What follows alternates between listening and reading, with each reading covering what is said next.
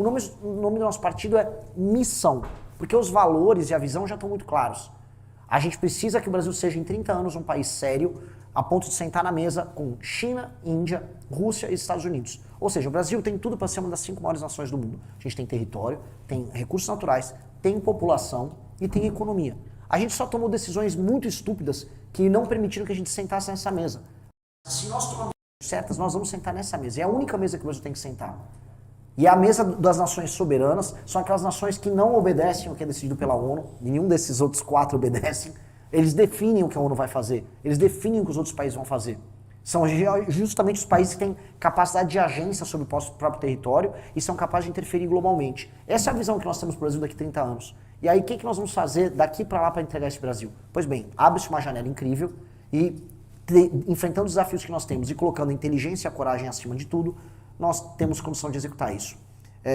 Me apresentando então de maneira breve, eu tenho 42 anos, eu nasci em São Paulo, família de classe média, era um bom estudante, passei na faculdade de Direito da USP, não gostei do curso, comecei a fazer política lá, comecei a arrumar boas brigas lá, comecei a arrumar minhas primeiras brigas com o PT lá naquela época, virei empresário, comecei a trabalhar com empresas em dificuldade, de empresas em recuperação judicial, especialmente metalúrgicas, até pequenas empresas que a gente podia juntar e tal. Eis que em 2013 pinta aquela famosa crise que começa a pegar o universo da metalurgia. Foi uma crise que incidiu sobre a Lava Jato, quem atuava ali, a Dilma parou de pagar, mandou a Graça Foster parar de pagar os fornecedores, que tinha corrupção no meio, e eu fornecia para boa parte desses fornecedores. Eu tinha caldeiraria naquele período.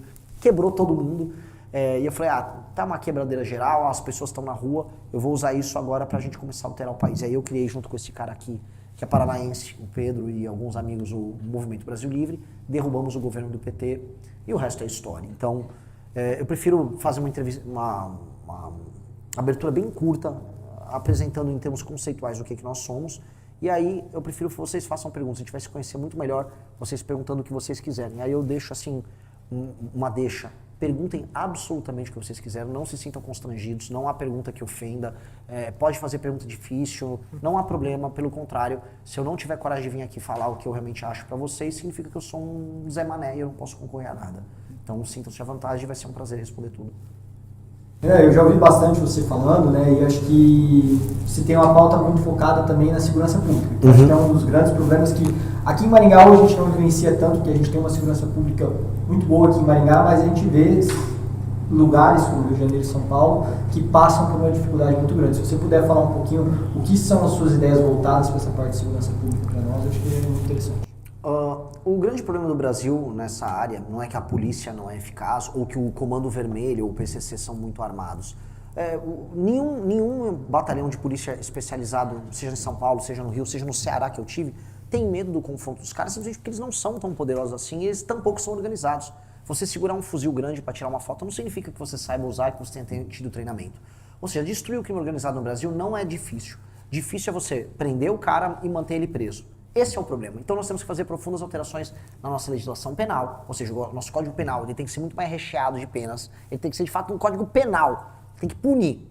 2, o Código de Processo Penal e a nossa Lei de Execuções Penais ele é muito leniente. Às vezes o cara é preso, aí ele fica um tempo, o cara toma uma progressão penal, aí ele progride, vai para o regime semiaberto, depois ele vai solto, tem as famosas saidinhas. Tem os juízes agora, que são juízes com consciência social. Não, olha, essa prisão aqui não está obedecendo a critérios de direitos humanos, eu vou soltar. Estava no Ceará, no meio de uma tomada, porque a gente está no Ceará no momento de uma guerra, ninguém vai falar, mas o estado do Ceará está sendo tomado territorialmente pelo Comando Vermelho. No meio dessa guerra, o governo estava tocando o programa Pena Justa, que estava soltando os bandidos lá do Ceará, porque, poxa, né, eles não estavam em condições muito dignas lá dentro dos presídios. E eu não tenho nenhum problema com isso, basicamente a gente constrói novos presídios, a gente consegue construir presídios novos, fazemos inclusive PPPs, não tem problema nenhum, é fácil de fazer. O lance é, nós precisamos prender muito mais, mas muito mais, estou falando em prender pelo menos mais 300, 400 mil pessoas, e é esse o jogo, tá? Nós temos que fazer o bandido ter medo de ser pego, e no enfrentamento ao crime organizado nós temos que qualificar a facção criminosa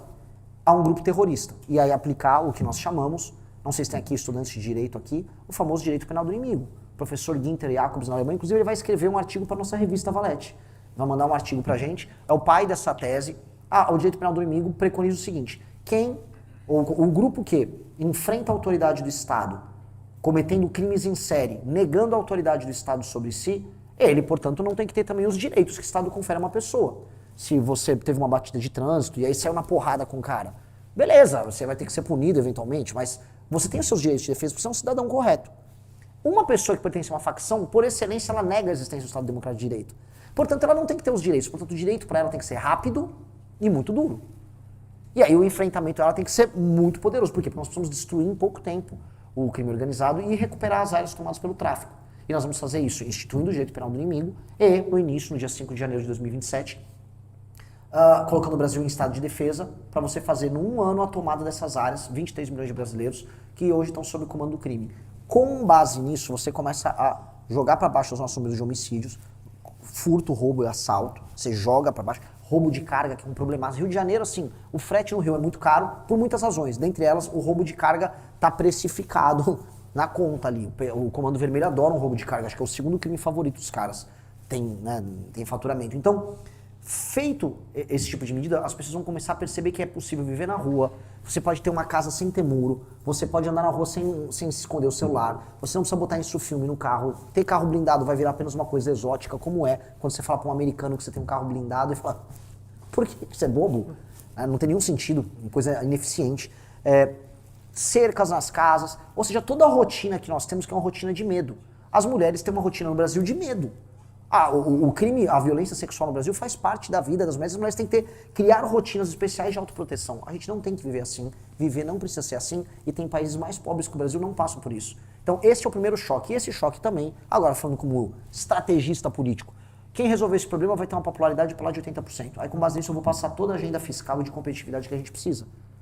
Andando com essas coisas, agenda fiscal, agenda de competitividade, enfrentamento ao crime, vocês começam a ter um país sério. E aí a gente começa a tratar dos outros assuntos, que são os assuntos que importam para tornar o Brasil um país desenvolvido. Mas essa é a medida emergencial para tomar no primeiro dia de mandato.